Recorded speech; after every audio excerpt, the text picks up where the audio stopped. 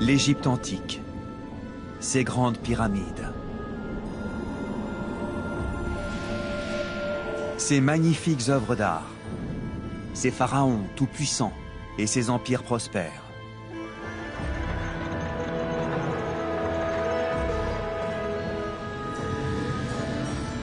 De toutes les civilisations anciennes, l'Égypte est la plus fascinante par son iconographie spectaculaire et son rayonnement culturel unique.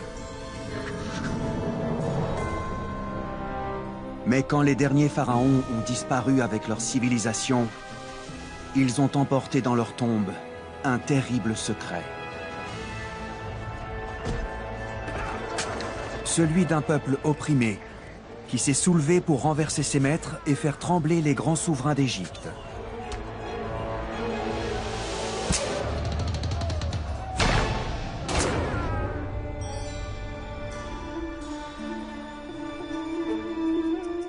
Ces conquérants étaient les Koushites, des maçons, des marchands d'or et des guerriers issus du Soudan actuel. La conquête de l'Égypte par les Koushites est un peu comme l'histoire de David et Goliath. Et pourtant, leur destin hors norme a été effacé des livres d'histoire. Ces Africains à la peau noire ont été dénigrés par les anciens Égyptiens et relégués au rang de sauvages par les archéologues de l'ère coloniale.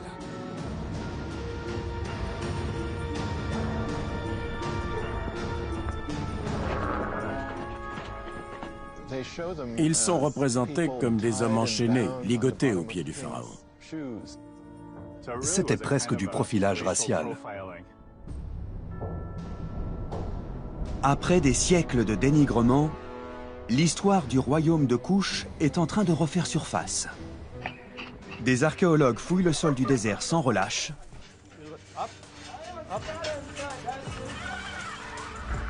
Et escaladent des montagnes. Ça donne quoi?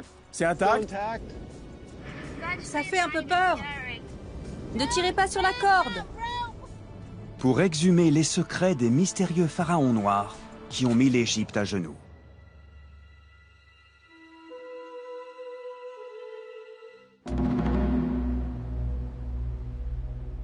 Voici la nécropole royale d'El Kourou, dans le nord du Soudan.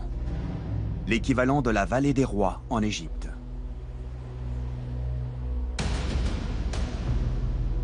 De nombreux souverains koushites sont enterrés ici. C'est l'un des rares sites qui renferme des informations sur leur existence et leur conquête de l'Égypte antique. Et c'est précisément ce qui intéresse l'archéologue Jeff Emberling. Sous la pyramide Q1, son équipe déplace 50 tonnes de terre pour exhumer une sépulture.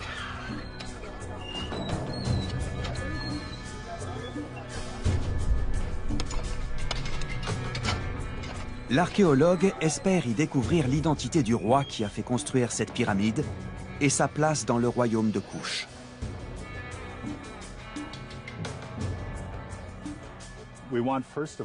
On souhaite avant tout connaître le nom du roi.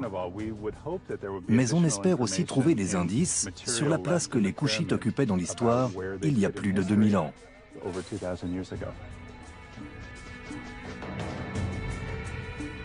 Les Koushites ont laissé très peu de traces écrites, et la plupart de leurs tombeaux et de leurs temples ont été détruits. La pyramide Q1 ne fait pas exception à la règle. Avant que les intempéries et les pilleurs ne la détruisent, elle mesurait près de 4 fois sa taille actuelle.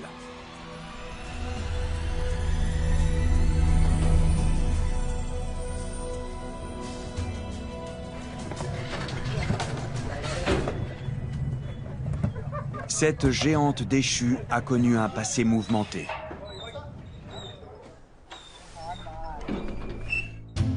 Au début du XXe siècle, un archéologue américain nommé George Reisner exhume de nombreux monuments koushites et découvre les tombeaux des grands souverains du royaume. George Reisner a été un véritable pionnier dans son travail sur Kouch. Il a commencé ses fouilles en 1908 et les a poursuivies jusque dans les années 30, dans des conditions très difficiles. Il a réussi à établir une chronologie non seulement des grandes périodes historiques, mais aussi de tous les rois de Kouch. Il les a classés dans un ordre qu'on utilise encore aujourd'hui. À El Kourou, George Reisner descend sous chaque pyramide, sauf sous la Q1. La peur l'arrête. Le plafond s'est effondré, emprisonnant ses secrets sous les décombres.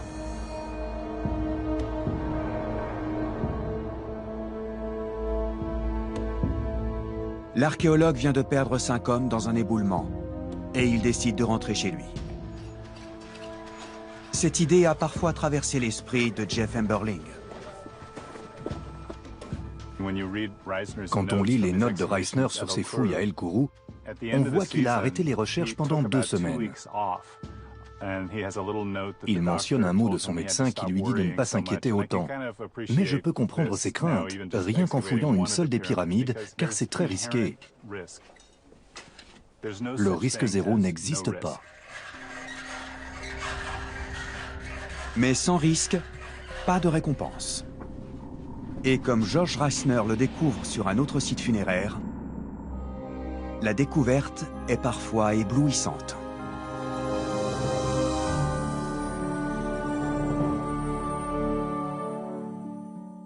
L'archéologue exhume des bijoux en or et des trésors parfaitement intacts.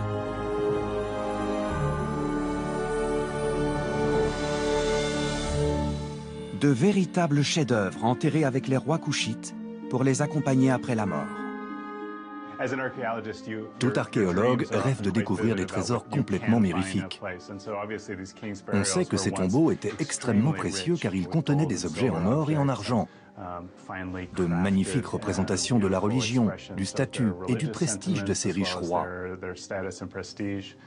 Voilà ce qu'on s'imagine trouver.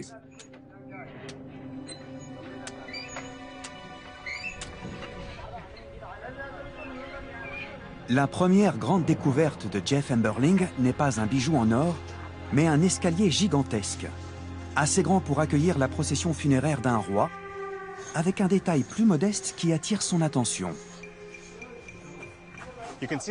Cet escalier est absolument monumental. Ils ont creusé dans la roche sur plus de 7 mètres.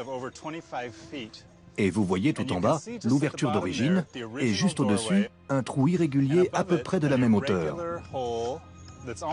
Ce trou a été creusé par des pilleurs. Des pilleurs qui connaissaient forcément les lieux. Peu de personnes savaient qu'en creusant, elles trouveraient un accès à cette hauteur. Il est à plus de 4,50 m de la surface du sol. La chambre interne de cette pyramide est inhabituellement haute. Seuls les hommes qui l'ont construite pouvaient savoir qu'en creusant au-dessus de la porte, ils tomberaient directement sur la chambre. Mais jusqu'où sont allés les pilleurs? Et qu'ont-ils emporté? Jeff Emberling ne tarde pas à le découvrir. Il a déjà creusé au-delà de l'éboulement qui avait découragé George Reisner.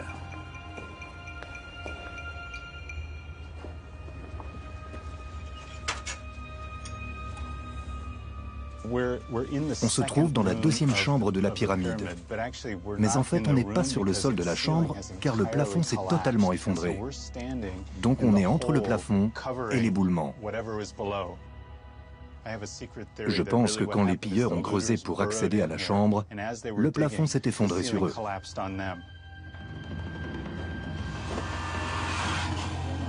Jeff Emberling doit prendre des précautions pour éviter la même catastrophe.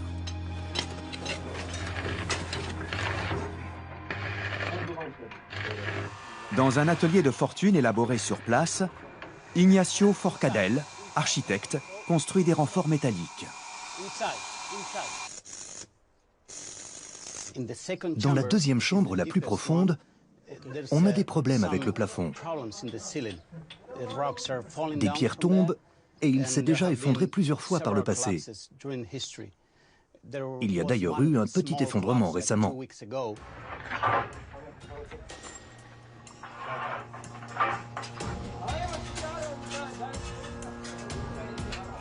Une fois installés, les renforts métalliques devraient empêcher de nouvelles chutes de pierres et permettre à l'équipe de poursuivre les fouilles.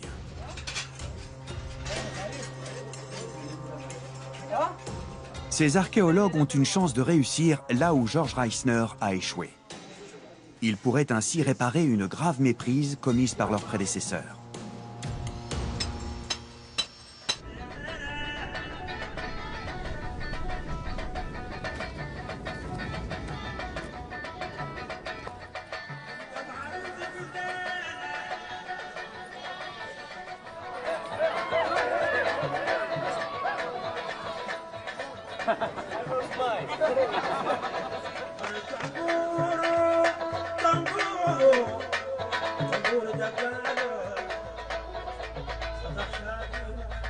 Pendant son séjour au Soudan, George Reisner fouille sur des terres d'une grande richesse culturelle. Il exhume l'histoire africaine à une époque où son jugement scientifique est influencé par les convictions coloniales sur la supériorité de la race blanche.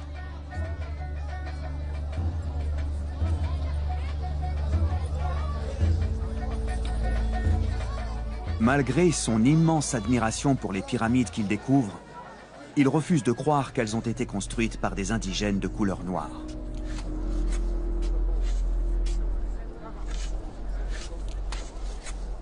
Ses préjugés semblent même l'aveugler totalement.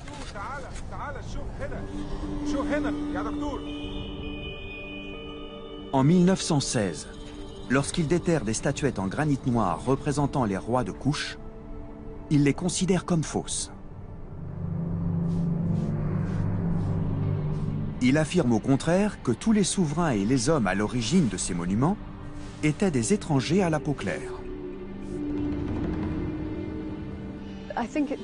Cela contredisait tellement ses convictions profondes sur les habitants du Soudan qu'il trouvait difficile d'accepter brusquement la réalité. C'était même un obstacle insurmontable.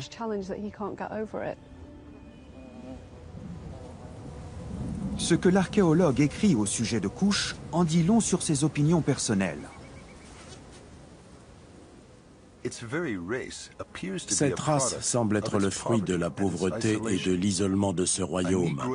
Un croisement entre négroïdes et égyptiens qui aurait vu le jour sur ces rives désertiques, trop éloignées et misérables pour accueillir une race supérieure.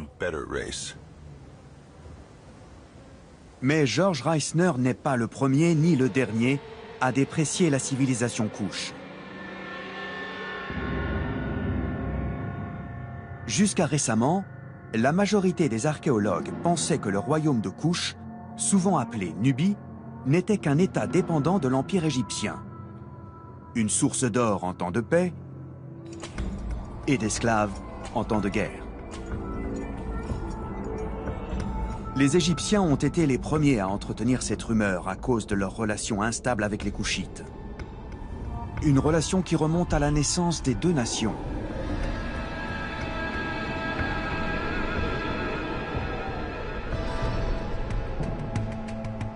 Le site de Kerma, au Soudan, se trouve à environ 270 km d'El Kourou, en aval du Nil. Au centre se dresse une défoufa, une imposante construction en briques crues. Ce temple en l'honneur du soleil aurait été construit 2500 ans avant notre ère, quand les premières pyramides étaient édifiées en Égypte et le cercle de Stonehenge en Angleterre.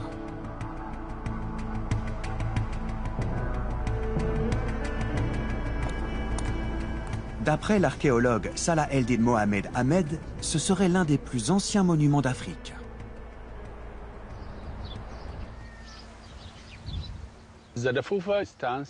La défoufa se dresse au centre de l'ancienne cité de Kerma, l'une des premières jamais construites et certainement la plus ancienne d'Afrique.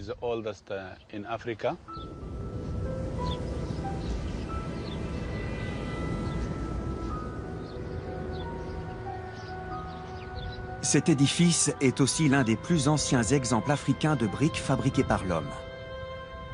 Les techniques de maçonnerie étaient donc comparables à celles utilisées en Égypte. Autour du même site de Kerma se trouvent certaines des plus anciennes sépultures du continent. Ces découvertes archéologiques attestent d'une civilisation déjà très avancée, 2500 ans avant notre ère, à l'époque de l'avènement de l'ancien empire pharaonique en Égypte.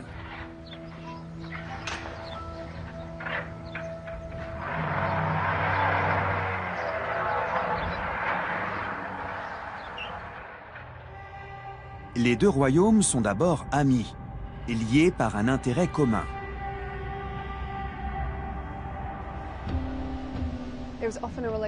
C'était une relation fondée sur le commerce. Dans certains tombeaux égyptiens, des fresques représentent des Soudanais venus rendre hommage aux défunts, comme c'était souvent le cas en Égypte. Ils apportaient des peaux de léopard, des singes ou des pierres précieuses.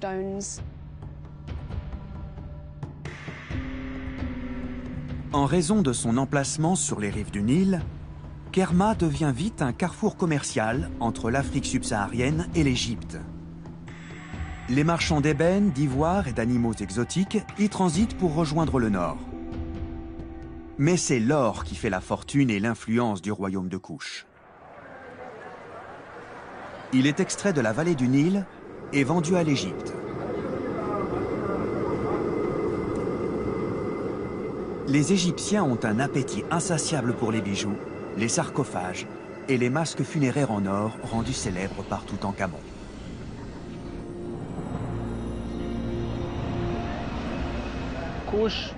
Traditionnellement, Kouch était connu par les Égyptiens comme le royaume de l'or. La majeure partie de leur or venait de Nubie, notamment de cette région, et aussi du désert oriental à l'est de Kerma.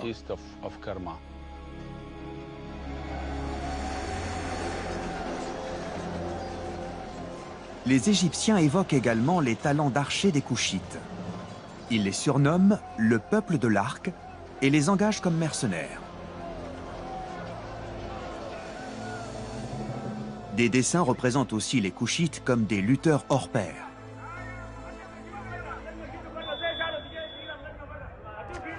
Une tradition encore vivace aujourd'hui au Soudan.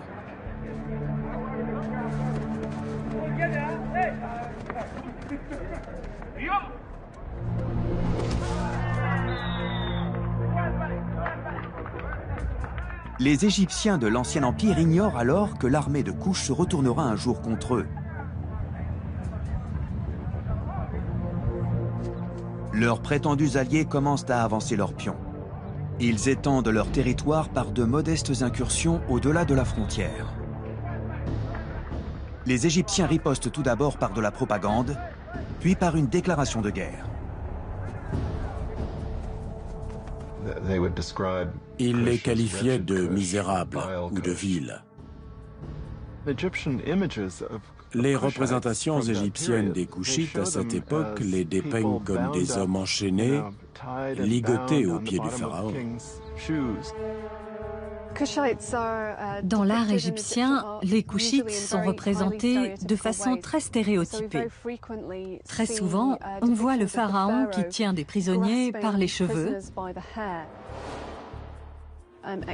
et les exécute en les frappant à la tête avec sa massue. C'est une représentation classique des Kouchites, celle d'individus opprimés qui ne méritent que la mort. Les représentations égyptiennes des Kouchites, du moins officiellement, les décrivaient comme un peuple tribal et sauvage. C'était presque du profilage racial.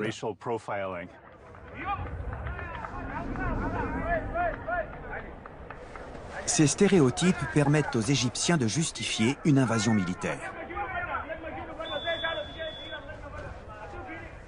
Vers 1500 avant notre ère, le pharaon Thoutmôsis Ier envahit le royaume de Kouch pour éliminer une menace grandissante et pour accéder à l'or tant convoité.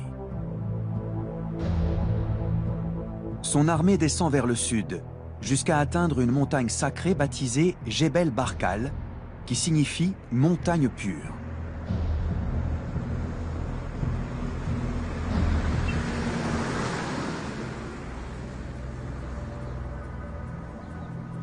Sur sa face sud-ouest, une aiguille de 75 mètres se dresse vers le ciel.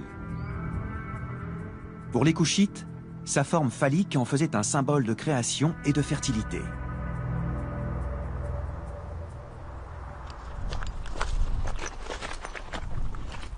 Mais d'après l'archéologue Tim Kendall, les Égyptiens ont vu dans cette formation rocheuse une signification plus spirituelle. Pour les anciens Égyptiens, le pic immense sur la face sud donnait à la montagne toute son importance. Il leur évoquait plusieurs éléments religieux fondamentaux. D'un côté, on dirait un cobra prêt à attaquer, de l'autre, un roi debout, Osiris, le premier roi mythique de l'Égypte.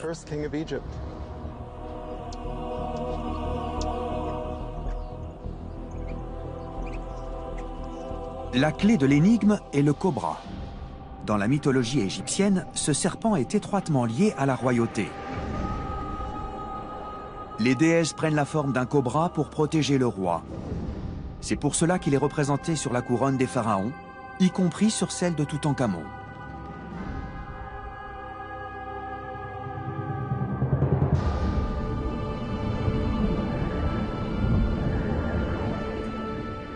D'après Tim Kendall, c'est sûrement un prêtre présent lors de l'invasion qui, le premier, voit cette image. Telle une hallucination, la montagne prend vie sous ses yeux.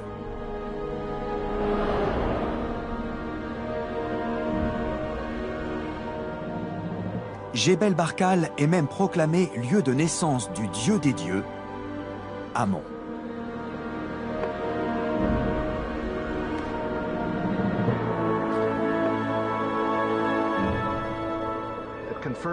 Cela a conforté le roi d'Égypte dans l'idée qu'il était le souverain légitime de ce royaume.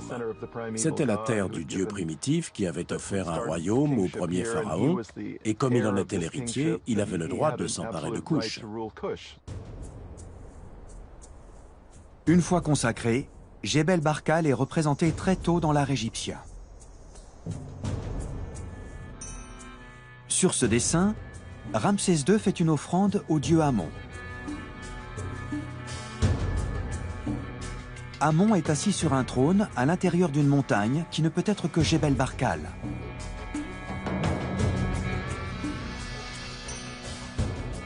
Le pic est représenté par un cobra géant coiffé de la couronne blanche de l'Égypte.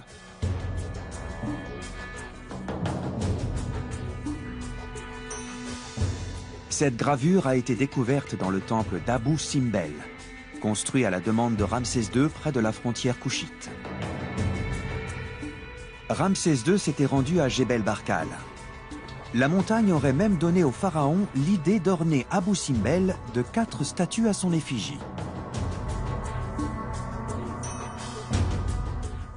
Abou Simbel est célèbre pour ses 4 statues colossales à l'entrée.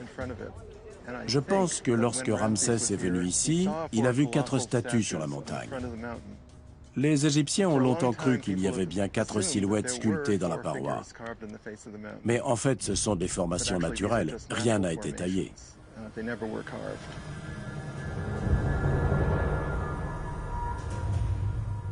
Ramsès, ainsi que d'autres pharaons, construisent des temples proches de Jebel Barkal. Ils espèrent bénéficier de la protection de la montagne en se faisant couronner sur ce site sacré.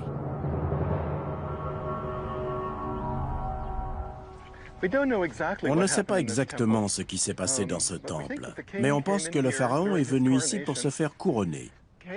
Il est entré dans cette chambre accompagné du dieu Amon, sous forme de statue, bien sûr. Les 2 figures, celle du père et du fils, se sont unies avec le dieu Osiris. Dans la mythologie, Osiris était le premier roi d'Égypte. Il s'est avancé, il a gravi les marches et s'est assis sur le trône.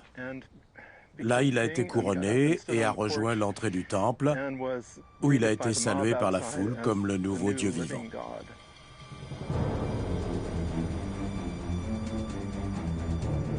Au fil des années, la légende de Jebel Barkal grandit, ainsi que l'influence égyptienne sur le royaume de Couche.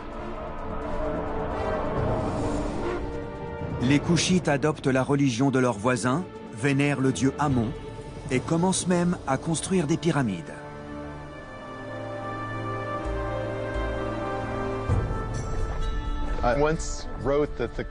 J'ai écrit que les Couchites étaient les premiers égyptophiles, mais je pense que c'est plus compliqué que ça. En fait, ils ont adopté une vision du monde établie depuis longtemps et qui leur correspondait parfaitement. Il faut voir cela sous l'angle de l'oppression impériale.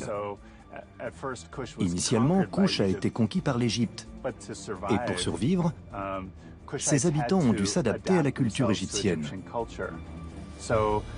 Pour employer un terme plus contemporain, ils ont dû se faire passer pour des Égyptiens. Pendant 300 ans, les Égyptiens occupent le royaume de Kouch et imposent leur culte du dieu Amon.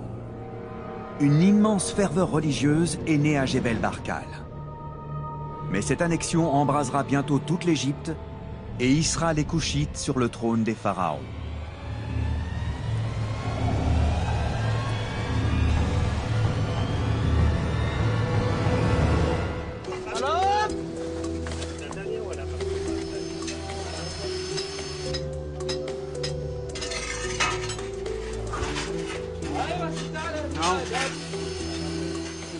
Dans le tombeau de la pyramide Q1 à El Kourou, Jeff Emberling et son équipe ont déjà creusé plus loin que George Reisner il y a un siècle. La mission est presque achevée et les finances sont au plus bas, quand soudain, ils sont récompensés par une découverte inattendue. On a fourni un effort titanesque pour creuser à l'endroit que Reisner avait découvert. Pendant tout ce temps, on n'a jamais cessé de se demander s'il y avait 2 ou 3 chambres funéraires. On vient de découvrir le passage vers la 3e chambre intérieure. C'est palpitant. On voit très bien le contour de cette entrée magnifiquement préservée qui ouvrait sur ce qui devait être la dernière chambre funéraire de cette pyramide. Une chambre qui renferme peut-être un trésor d'objets funéraires ou les ossements d'un roi. L'équipe scientifique a déjà découvert un indice important sur le souverain à l'origine de la pyramide. Il a choisi l'emplacement de son tombeau avec une attention toute particulière. Ce tombeau est adjacent à une autre chambre funéraire plus modeste, mais qui a peut-être accueilli le plus puissant des rois kouchites. Sur cette stèle gisait le corps de Pianki, le roi à la peau noire qui a conquis l'Égypte.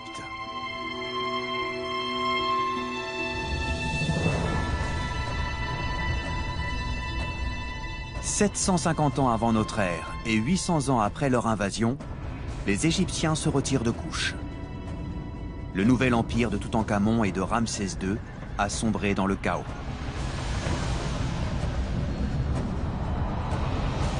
Les seigneurs de Libye se battent pour contrôler le nord, tandis que les prêtres d'Amon tentent de maintenir une unité au sud.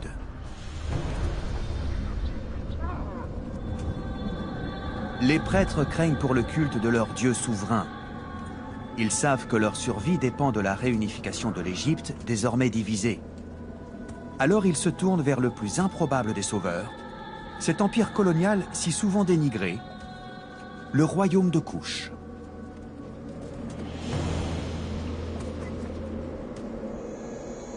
Le nouveau roi kouchite, nommé Pianki, est un fanatique d'Amon. Il s'empresse de répondre à leur appel au secours. Il fait le serment de repousser les rois libyens, galvanisé par la conviction qu'Amon est de son côté.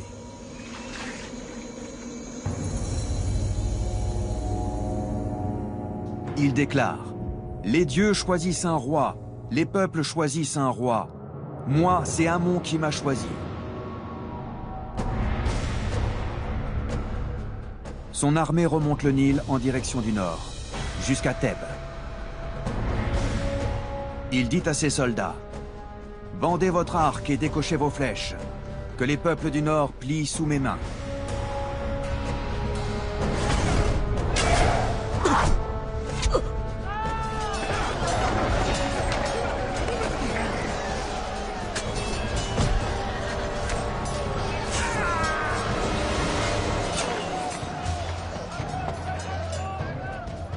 Ses ennemis ne tardent pas à le supplier de les épargner. « Sois miséricordieux !» s'exclame un roi libyen. « Je ne peux regarder ton visage de honte. Je ne peux rester debout tant ta flamme me brûle. Je tremble devant ta toute-puissance.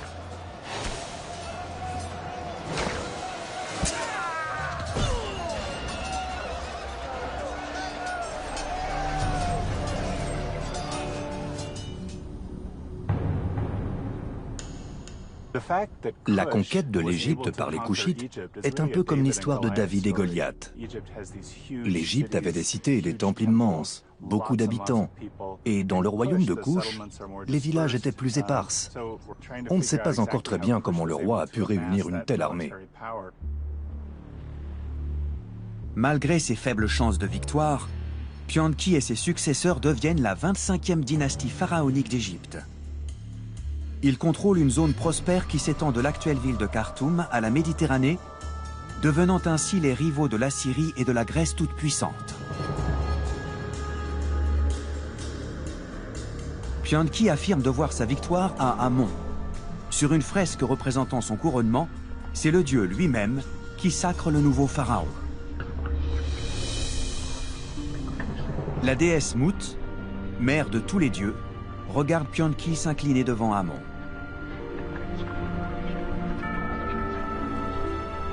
Il fait une offrande au dieu à la tête de bélier.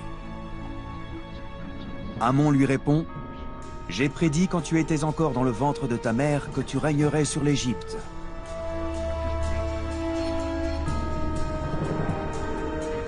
Il présente alors à Pianki la couronne rouge de la Basse-Égypte et la couronne blanche de la Haute-Égypte, unifiant ainsi ce royaume divisé.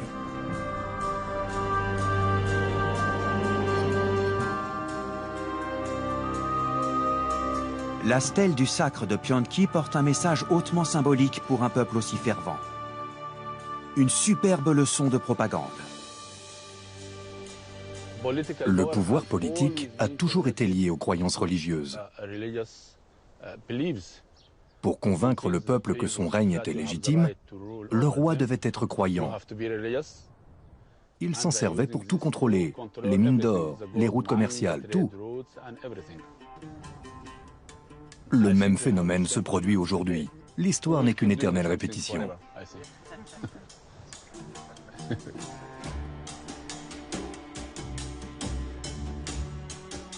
Pianki règne sur l'Égypte depuis Couche pendant une douzaine d'années, avant de transmettre la couronne à son plus jeune frère, Shabaka. Le nouveau roi part vers le nord, à la conquête de la capitale Memphis, et sème l'instabilité politique dans le delta du Nil. Il entreprend une campagne de grands travaux, du jamais vu depuis l'avènement du nouveau royaume d'Égypte.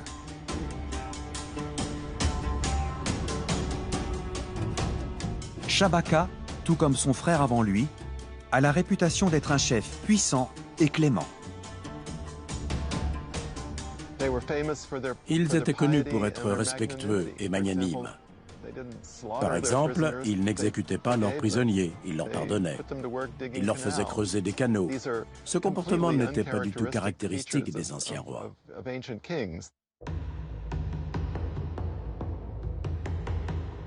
Le règne triomphant de Pianki puis de Shabaka ouvre la voie au pharaon Taharqa, qui combat les ennemis de l'Égypte bien au-delà des frontières de l'Empire. Vers l'an 700 avant Jésus-Christ, il sauve même Jérusalem et le temple du roi Salomon d'une offensive des Assyriens. Pour cette action inscrite dans l'Ancien Testament, les historiens hébreux considèrent Taharqa comme le sauveur de leur peuple. Mais les Assyriens ne tardent pas à se venger.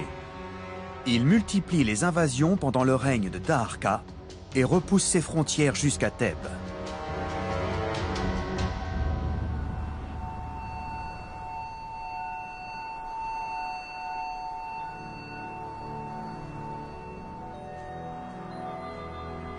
À sa mort, le pharaon n'est pas enterré à El Kourou comme ses prédécesseurs. Il se fait construire sa propre pyramide, non loin de là, à Nouri. D'après Tim Kendall, ce choix serait lié à un événement surnaturel. Lors du Nouvel An de l'Égypte antique, vu de la montagne de Jebel Barkal, le soleil se lève derrière le sommet de la pyramide de Taharqa. Il symbolise la vie et la résurrection.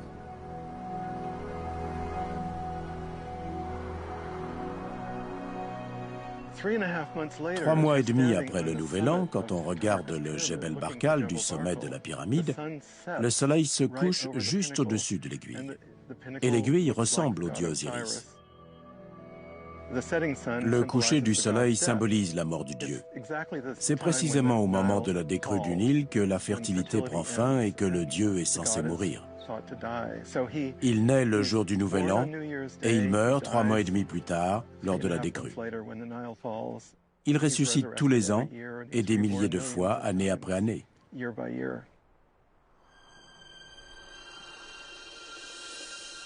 Taharqa aurait donc fait construire sa pyramide ici pour être lié à Jebel Barkal, et donc à Osiris pour l'éternité. Déjà, de son vivant, le pharaon était étroitement lié à la montagne sacrée.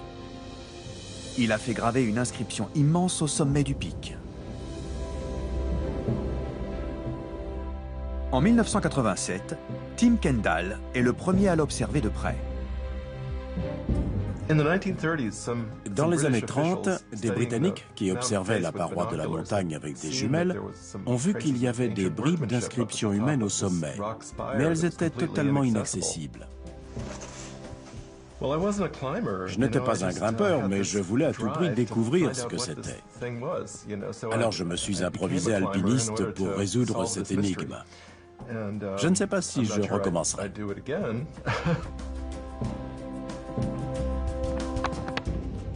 Tim Kendall entreprend plusieurs ascensions très risquées. Escalader un pic friable de 75 mètres de haut tout en le photographiant est très dangereux. Pour finaliser son rapport, il a besoin de photos de meilleure qualité. Quand on a effectué cet exercice en 1987, on a obtenu des résultats qui paraissent aujourd'hui rudimentaires.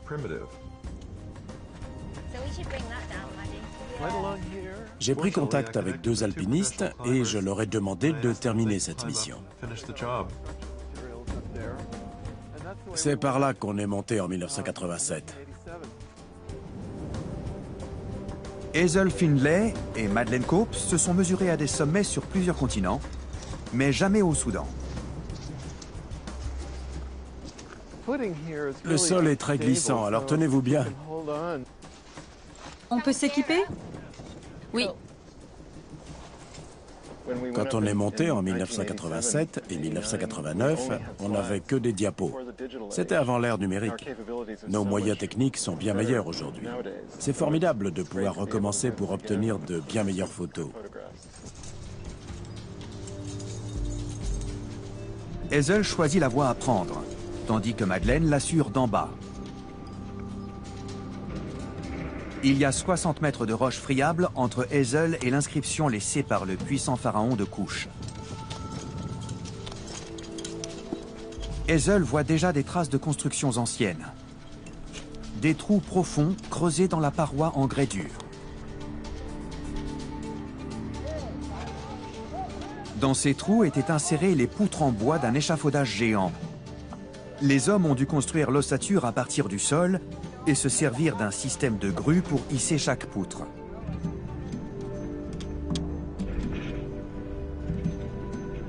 Tout comme Hazel, ils visaient le sommet. Elles abordent la phase difficile. C'est tout droit à partir d'ici. Elles n'ont pas beaucoup de prise. J'espère que ça va aller. Hazel arrive enfin au sommet.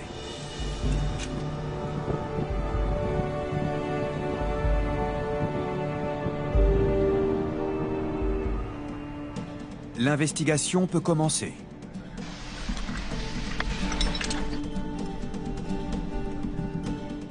Elle redescend en rappel le long de la paroi pour chercher les inscriptions sculptées par les Kouchites il y a plus de 2600 ans.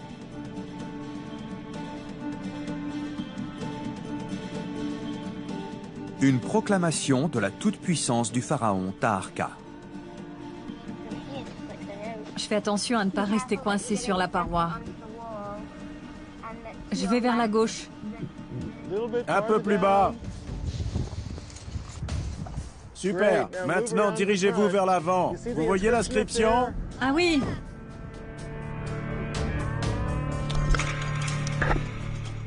Ça ressemble à quoi? Elle s'effrite. On dirait que l'extrémité gauche s'est désagrégée.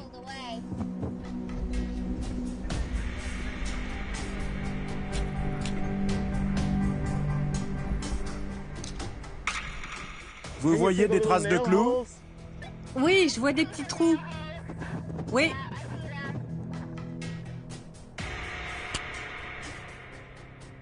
Tim Kendall pense que des feuilles d'or étaient clouées sur les inscriptions pour attirer le regard de celui qui passait au pied de la montagne.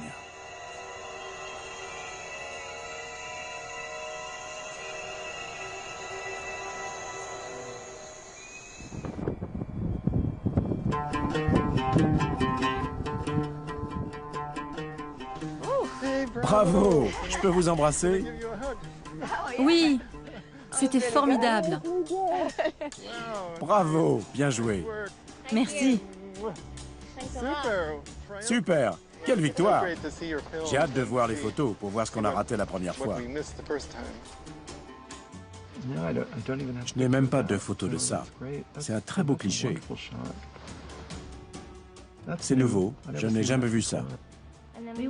On ne savait pas si c'était naturel ou non. C'était très profond.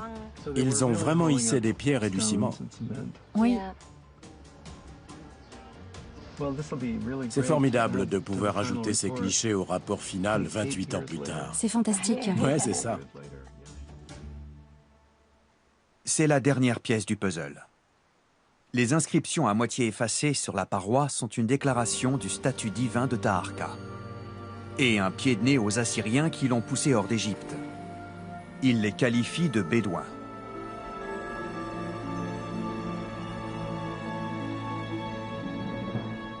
Moi, Taharqa, Dieu bienfaisant, roi de la haute et de la basse Égypte, Dieu éternel. J'ai détruit les Bédouins d'Asie et j'ai anéanti les habitants du désert de Libye.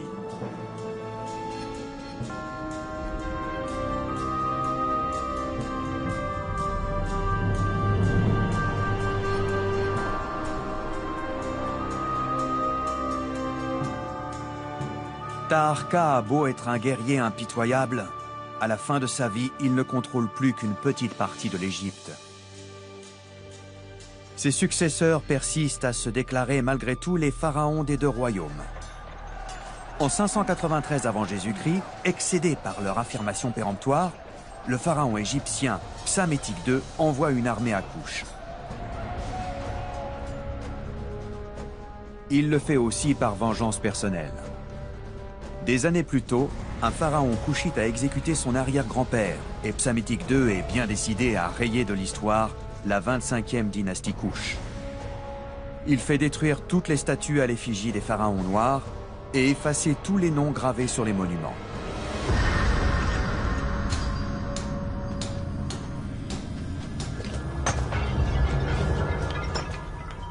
Insulte suprême.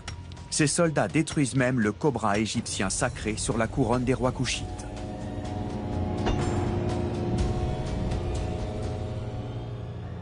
Psamétique II a atteint son objectif. Il a réécrit l'histoire.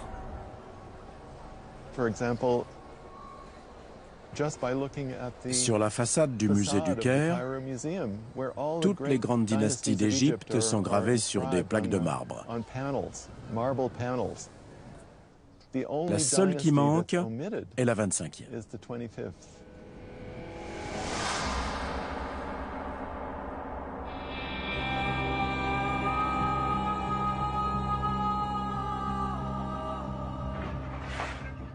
À El Kourou, la découverte de la 3e chambre funéraire a redonné le sourire à toute l'équipe. Mais le permis de fouille de Jeff Amberling vient d'expirer. Il doit partir dans 2 jours.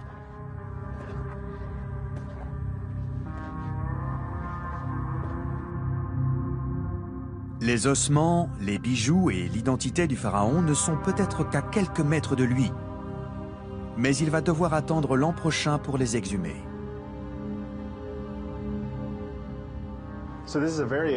C'est à la fois palpitant et très décevant. Malheureusement, avec le temps et les ressources dont on dispose, on ne peut pas continuer les fouilles en toute sécurité cette année. C'est très décevant d'en être arrivé là, d'avoir déplacé des centaines de tonnes de sable, mais on sait que ça n'aura pas bougé d'ici l'année prochaine. On reviendra et on espère faire de magnifiques découvertes.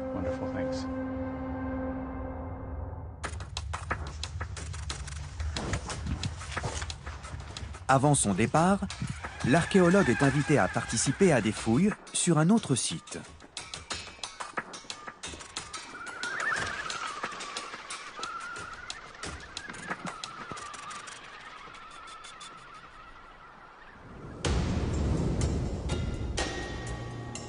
Voici le village de Zouma, le site d'une sépulture noble construite environ 1000 ans après la mort de Taharqa.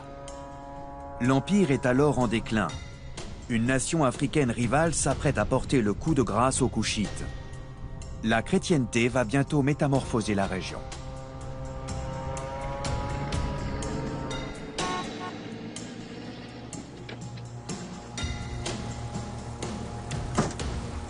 Salut Jeff. Salut Mahmoud. Bonjour. Comment vas-tu? Content de te voir. J'ai quelque chose à te montrer. Viens.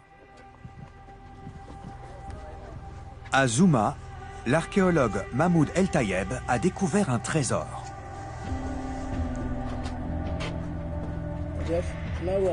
On approche de la chambre funéraire. Je vais te montrer.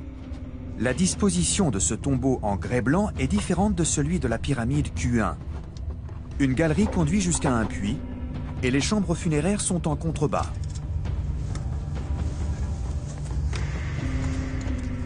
Jeff Emberling envoie l'un de ses robots en exploration.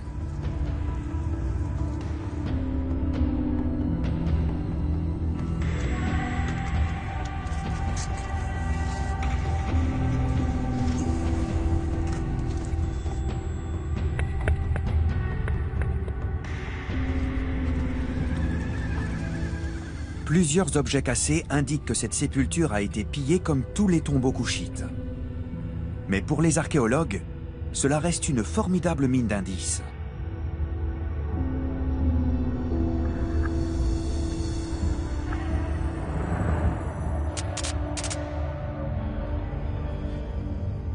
Incroyable.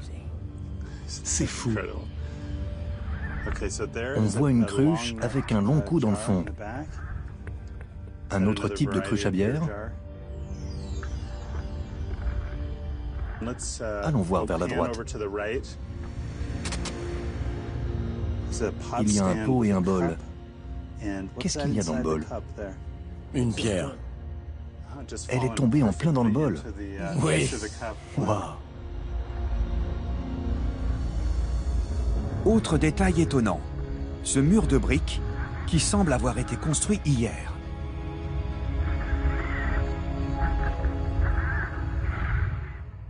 Voyons si on peut avoir une bonne vue de la sépulture.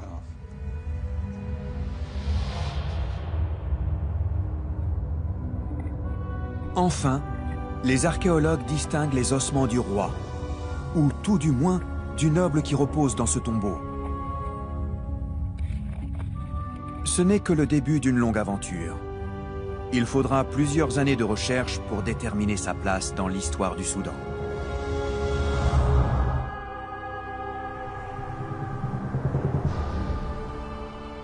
À l'époque où Zouma a été édifié, l'influence de l'Égypte avait déjà commencé à décliner.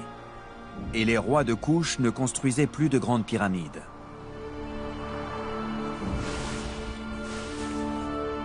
Leur apogée n'a duré qu'un siècle.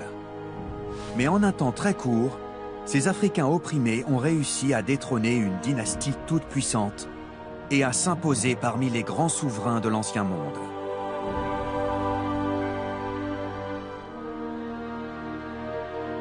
Désormais, grâce au travail acharné des archéologues, les pharaons noirs du Soudan sortent de l'ombre pour reconquérir leur place dans l'histoire.